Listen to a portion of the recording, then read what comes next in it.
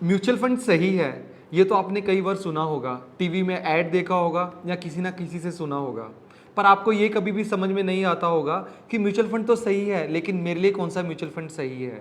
तो दोस्तों, ये video mutual fund learning series की सेकंड वीडियो है, जिसमें हम आपको बेसिक से बताएंगे कि एक म्यूचुअल फंड क्या होता है, म्यूचुअल फंड कैसे काम करता है और म्यूचुअल फंड किन किन चीज़ों में इन्वेस्ट करता है, और as a investor mutual fund में इन्वेस्ट करते टाइम हमें किन किन बातों का ध्यान रखना चाहिए।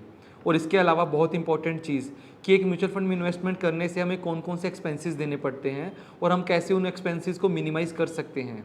और इस वीडियो में हम आपको ये भी बताएंगे कि हम अपने रिस्क को कैसे डिटरमाइन कर सकते हैं, क्योंकि हर बार आपने सुना होगा कि कहीं भी इन्वेस्टमेंट करने से पहले अपने रिस्क को देखें, लेकिन हम अपने रिस्क को गेज कैसे करें, तो वो भी हम इस वीडियो में डिस्कशन करेंगे। सबसे पहले मैं आपको बताता हूँ कि म्यूचुअल फंड क्यों सही है। दोस्तों, हर आदमी जो पैसा कमाता है, जैसे कि मैं और आप, पैसा कमाने के बाद हम हमेशा सोचते हैं कि हमें कहीं ना कहीं इन्वेस्ट करना चाहिए। जैसे कि मान लो कि मेरा मन करता है कि मुझे स्टॉक मार्केट में इन्वेस्ट करना है, लेकिन मैं एक बहुत कॉमन इन्वेस्टर हूँ, मुझे नहीं पता कि मुझे कौन से स्टॉक में इन्वेस्ट करना चाहिए। और सबसे बड़ा कन्फ्यूज़न मेरे सामने ये होता है कि अगर मैंने अच्छा स्टॉक चूज़ कर भी लिया तो मुझे कौन से टाइम उस स्टॉक में एंटर करना है और मुझे कौन से टाइम उस स्टॉक से एग्जिट करना है। और मैं पूरा दिन अपने काम में बिजी रहता हूँ और मैं पूरा दिन मार्केट में ध्यान भी नहीं दे पाता कि मुझे कौन से स्टॉक में कब एग्जिट करना है। तो इसके लिए हमारे जैसे इन्वेस्टर्स के लिए म्यूचुअल फंड एक बहुत अच्छा इंस्ट्रूमेंट है इन्वेस्टमेंट करने के लिए, क्योंकि म्यूचुअल फंड हमारे बिहाफ पे अलग अलग फाइनेंशियल इंस्ट्रूमेंट्स में इन्वेस्ट करता है। कैसे, चलिए मैं उसके ऊपर डिस्कशन करता हूँ। जैसे कि आप मेरी स्क्रीन पे देख सकते हैं कि एक म्यूचुअल फंड कैसे काम करता है। चलिए मैं आपको स्टेप बाय स्टेप समझाता हूँ। सबसे पहले मेरे और आपके जैसे छोटे छोटे इन्वेस्टर्स जिनको कहीं ना कहीं अपना पैसा इन्वेस्ट करना है, वो अपना पैसा एएमसीज को देते हैं। अब ये एएमसी क्या होती है? एएमसी होती है एसेट मैनेजमेंट कंपनी, जैसे कि एक्सिस, कोटक, इसके अलावा भी बहुत सी कंपनीज हैं इंडिया में, जो हमारे जैसे बहुत से इन्वेस्टर से पैसा एक जगह पे पूल करती हैं। और ये पैसा पूल करने के बाद एक बहुत ही एजुकेटेड और एक्सपीरियंस फंड मैनेजर होता है। फंड मैनेजर वो आदमी होता है जो हमारे पूल किए हुए पैसे को अलग अलग जगह पे इन्वेस्ट करता है। तो सबसे पहला स्टेप क्या हुआ, हमारे जैसे इन्वेस्टर्स का पैसा एसेट मैनेजमेंट कंपनी के पास पूल हुआ। अब फंड मैनेजर उस पैसे को अलग अलग फाइनेंशियल इंस्ट्रूमेंट्स में इन्वेस्ट करेगा। अब वो फंड मैनेजर अलग अलग फाइनेंशियल इंस्ट्रूमेंट्स में वो वाला पैसा इन्वेस्ट करता है, जैसे कि डेट में, इक्विटी में, गवर्नमेंट सिक्योरिटीज़ में। इसके अलावा भी बहुत से इंस्ट्रूमेंट होते हैं जिसमें पैसा इन्वेस्ट किया जा सकता है, जिसके बारे में हम आपको बहुत डिटेल में बताएंगे आगे आने वाली वीडियोज़ में। अब जो मैंने आपको प्रोसेस बताया उसमें मैंने आपको बताया था कि वो फंड मैनेजर अलग अलग इंस्ट्रूमेंट्स में इन्वेस्ट करता है। वो इंस्ट्रूमेंट कैसे कैसे हो सकते हैं? सबसे पहला, शेयर मार्केट। बहुत से फंड मैनेजर्स अपना पैसा शेयर मार्केट में इन्वेस्ट करते हैं depending upon the objective of that particular mutual fund. Share market अगर मैं आपको बताऊं तो वो कंपनीज के शेयर में इन्वेस्ट करते हैं, जिसके बदले उनको उस कंपनी की हिस्सेदारी मिलती है। Second, debt. बहुत से म्यूचुअल फंड डेट में भी इन्वेस्ट करते हैं। डेट में इन्वेस्टमेंट करने का ये फ़ायदा होता है कि उनमें बहुत ज़्यादा वॉलिटिलिटी नहीं होती, और डेट में एक कंपनी को अगर किसी ने पैसा दिया तो वो कंपनी टाइम टू टाइम उनको इंटरेस्ट पे करती है और एक टाइम के बाद उनको पूरे का पूरा पैसा वापस करती है। इसके अलावा एक और इंस्ट्रूमेंट होता है जो कि डेट के अंदर ही आता है, वो होता है गवर्नमेंट सिक्योरिटीज़। जैसे कि कंपनीज को पैसे की ज़रूरत पड़ती है अलग अलग टाइम पे अपने बिजनेस के लिए, वैसे ही डिफरेंट लेवल ऑफ गवर्नमेंट को भी अलग अलग टाइम पे पैसे की ज़रूरत पड़ती है अपने ऑपरेशंस को रन करने के लिए। जैसे कि सेंट्रल गवर्नमेंट भी पैसा ले सकती है, स्टेट गवर्नमेंट भी, और म्यूनिसिपैलिटीज़ भी। तो गवर्नमेंट सिक्योरिटीज़ में क्या होता है कि वो वाली म्यूचुअल फंड गवर्नमेंट को पैसा देते हैं कुछ टाइम के लिए, जिसके अगेंस्ट गवर्नमेंट उनको इंटरेस्ट देती है और पैसा वापस करती है एक फिक्स टाइम इंटरवल के बाद। तो दोस्तों, ये डिपेंड करता है हर म्यूचुअल फंड के ऑब्जेक्टिव के ऊपर कि वो जो पैसा पूल किया है वो कौन से इंस्ट्रूमेंट में इन्वेस्ट किया जाएगा। और काफ़ी सारी म्यूचुअल फंड ऐसा भी होता है जो डेट में भी इन्वेस्ट करते हैं और इक्विटी में भी इन्वेस्ट करते हैं। अब बात अगर इक्विटी की चली है तो मैं थोड़ा आपको डिटेल में बताता हूँ कि इक्विटी के आगे भी थोड़ी सब कैटेगरीज होती हैं जिसमें म्यूचुअल फंड इन्वेस्ट कर सकते हैं।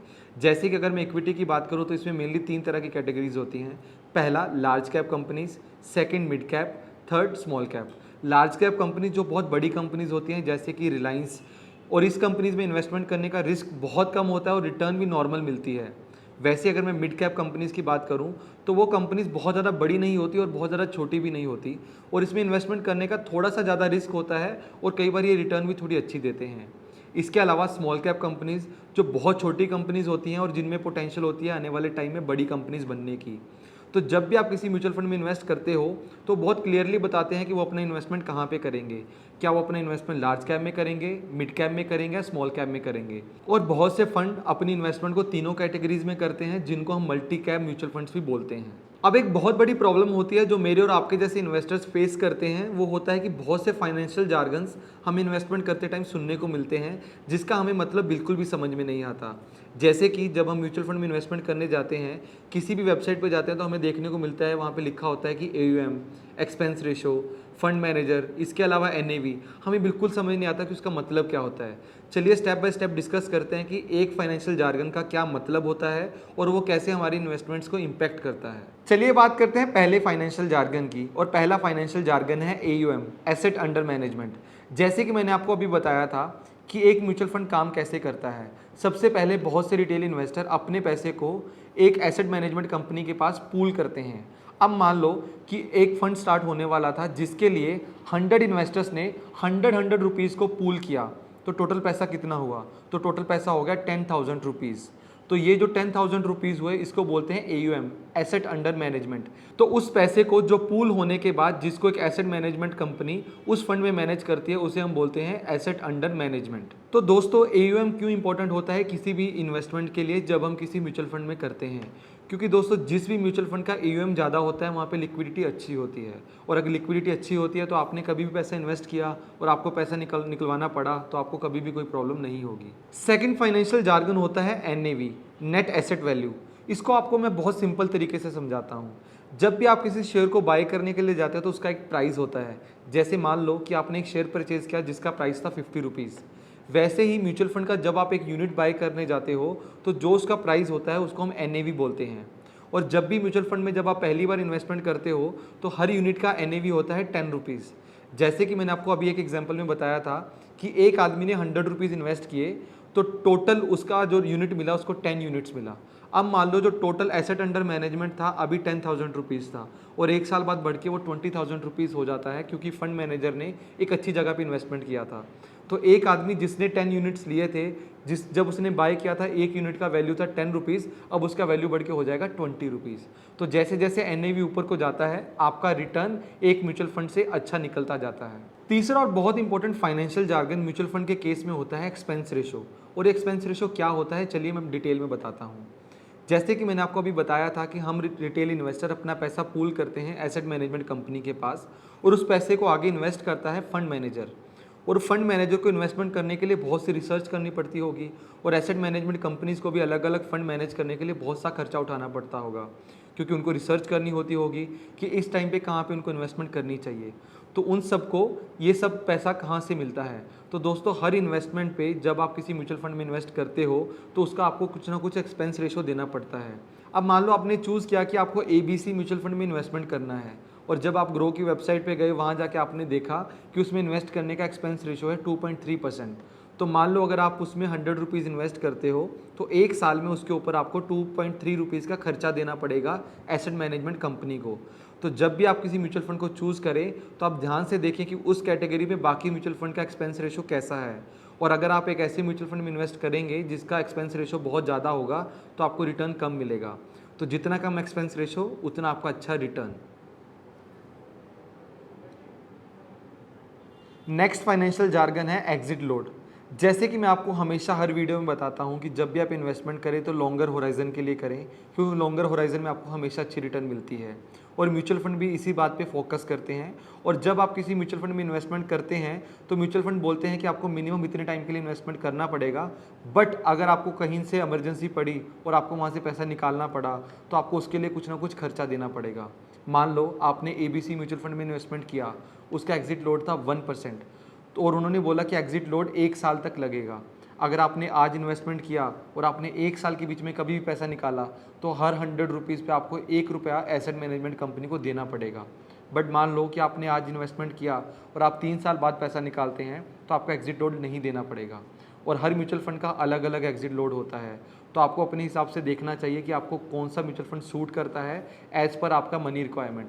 अगर आपको पैसा जल्दी चाहिए तो आपको ऐसे म्यूचुअल फंड में इन्वेस्टमेंट करना चाहिए जिनका एग्जिट लोड कम हो और ड्यूरेशन भी कम हो।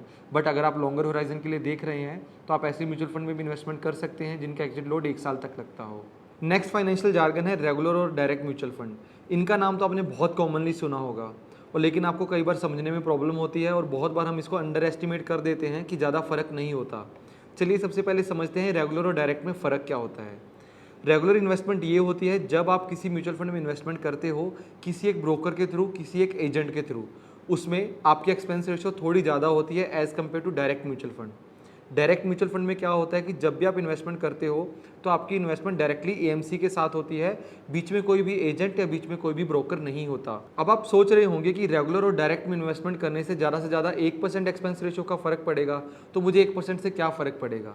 दोस्तों मैं आपको एक फिगर दे के समझाता हूँ कि वो 1% का लंबे टाइम के इन्वेस्टमेंट पे कितना बड़ा असर हो सकता है। जैसे कि आप मेरी स्क्रीन पे देख सकते हैं, मैं आपको एक छोटे से एग्जांपल से समझाता हूँ कि डायरेक्ट म्यूचुअल फंड में इन्वेस्टमेंट करने का कितना बड़ा एडवांटेज हो सकता है। अगर आप अभी 20,000 रुपये का इन्वेस्टमेंट अगले 20 साल के लिए हर महीने करो एक ऐसे एसेट में जो आपको सिर्फ 9% का रिटर्न दे, तो आपका पैसा बढ़ के हो जाता है 1,27,00,000 से भी ज़्यादा। अब मान लो कि ये एक रेगुलर म्यूचुअल फंड था, अब आपने इसकी जगह एक डायरेक्ट म्यूचुअल फंड में इन्वेस्ट किया जो आपसे 1% का एक्सपेंस रेशियो कम लेता था, तो आपका रिटर्न बढ़ के हो गया 10%। तो आपका जो इन्वेस्टेड वैल्यू जो बढ़ के 1,27,00,000 का हुआ था, अब वो बढ़ के 1,43,00,000 के आसपास का हो जाएगा। तो आप देख सकते हैं कि 1% का रिटर्न टोटल इन्वेस्टमेंट वैल्यू पे कितना बड़ा असर देता है एक लंबे टाइम के इन्वेस्टमेंट होराइजन पे। चलिए अब डिस्कशन करते हैं रिस्क के बारे में। रिस्क क्या होता है और रिस्क कैसे काम करता है, और इन्वेस्टमेंट करते टाइम हमें अपने रिस्क पे क्यों ध्यान देना चाहिए। अब मान लो कि आपको इन्वेस्टमेंट करना है 100 रुपीज़ का, आप हमेशा से यही सोचोगे कि मुझे कैसे 100 को 105 या 110 करना है, बट चांसेस ये भी हैं कि आपका 100 रुपीज़ 90 पे भी जा सकता है। तो ये होता है रिस्क, कि आपका पैसा नीचे जाने के चांसेस, उसको हम रिस्क बोलते हैं। तो हमें हमेशा अपने रिस्क को अवॉइड करना चाहिए, हमें हमेशा ट्राई करना चाहिए कि अपने रिस्क को मिनिमाइज़ करें और अपने रिस्क को मिनिमाइज़ करके एक अच्छी रिटर्न बना सकें। अब दोस्तों हर आदमी का अपना पर्सनल रिस्क होता है और रिस्क बहुत से फैक्टर्स पे डिपेंड करता है, जैसे कि आपकी इनकम पे, आपकी एज पे, इसके अलावा आपको कितने टाइम के लिए इन्वेस्टमेंट करना है। अब मान लो आप बहुत यंग हो और आपको बहुत लंबे टाइम के लिए इन्वेस्टमेंट करना है, क्योंकि अगर आप बहुत लंबे टाइम के लिए इन्वेस्टमेंट करोगे तो आपका रिस्क न्यूट्रलाइज हो जाता है। बट आपकी एज बहुत ज़्यादा है और आपको कभी भी पैसे की ज़रूरत पड़ सकती है, तो आपका रिस्क लेने की कैपेसिटी बहुत कम है और आपको ऐसे इंस्ट्रूमेंट में इन्वेस्ट करना चाहिए जिसमें बहुत कम रिस्क हो। अब दोस्तों म्यूचुअल फंड में इन्वेस्टमेंट करने का हमारा ये फ़ायदा है कि हमें हर तरह के रिस्क वाले इंस्ट्रूमेंट मिलते हैं इन्वेस्टमेंट करने के लिए। अगर आपको बहुत ज़्यादा रिस्क लेना है तो आप बहुत ऐसे म्यूचुअल फंड में इन्वेस्ट कर सकते हो जिनका बहुत ज़्यादा रिस्क है और वो आपको बहुत अच्छी रिटर्न भी दे सकते हैं। अगर कुछ ऐसे लोग हैं जिनको बहुत कम रिस्क लेना है या बिल्कुल नेग्लिजिबल रिस्क लेना है, तो हमारे पास ऐसे ऑप्शंस भी होते हैं जिसमें हमें इन्वेस्टमेंट करने पे बहुत कम रिस्क होगा लेकिन रिटर्न भी हमें बहुत ज़्यादा नहीं मिलेगी उस केस में। तो दोस्तों मैं इस डिस्कशन को कंक्लूड करता हूं कि जैसे अगर आपको रिटर्न बहुत ज़्यादा चाहिए तो आपको रिस्क भी थोड़ा ज़्यादा लेना पड़ेगा, बट वाइस वर्सा ट्रू नहीं है। ज़्यादा रिस्क लेने से आपको गारंटी नहीं मिलती कि आपको हमेशा ज़्यादा रिटर्न मिलेगा ही मिलेगा। तो यहाँ पे एक बहुत छोटी सी एडवाइस देता हूँ, आप पहले अपने रिस्क को देखिए कि आपका रिस्क कितना है, बाद में आप उस म्यूचुअल फंड को देखिए कि उसमें रिस्क कितना है इन्वेस्टमेंट करने का, और जहाँ पे आप दोनों का रिस्क मैच होता है वो आपके लिए सबसे अच्छा इन्वेस्टमेंट करने का ऑप्शन बनता है।